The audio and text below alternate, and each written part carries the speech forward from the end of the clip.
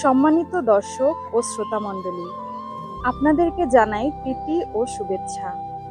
শুভ দিন। আজ শুক্রবার 13 জুন 2025 খ্রিস্টাব্দ।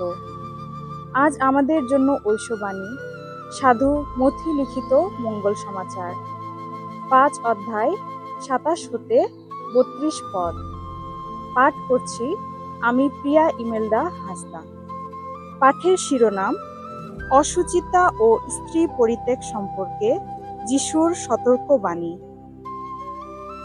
যিশু একদিন তার শিষ্যদের বললেন, তোমরা শুনেছ যে প্রাচীনকালের মানুষদের এই কথা বলা হয়েছিল, ব্যভিচার করবে না।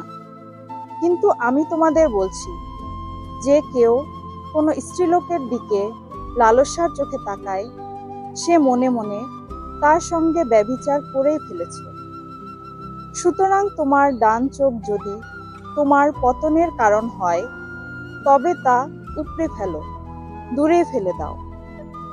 তোমার গোটা শরীরটা নরকে নিক্ষিপ্ত হওয়ার চেয়ে তোমার পক্ষে একটা অঙ্গ হারানোই বরং ভালো। তেমনি তোমার ডান হাত যদি তোমার পতনের কারণ হয়, তবে তা কেটে ফেলো, দূরে ফেলে দাও। তোমার গোটা শরীরটা নরকে যাওয়ার চেয়ে তোমার পক্ষে একটা অঙ্গ হারানোই বরং ভালো।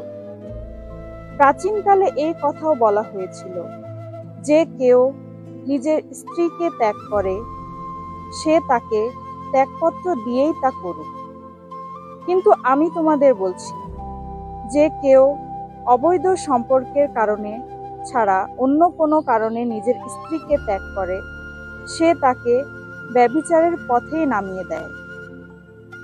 আর কারো পরিত্যক্তা স্ত্রীকে যে কেউ বিয়ে করে, সে কিন্তু ব্যভিচার করে। খ্রিস্টের বাণী। খ্রিস্ট প্রভু তোমার প্রশংসা হোক।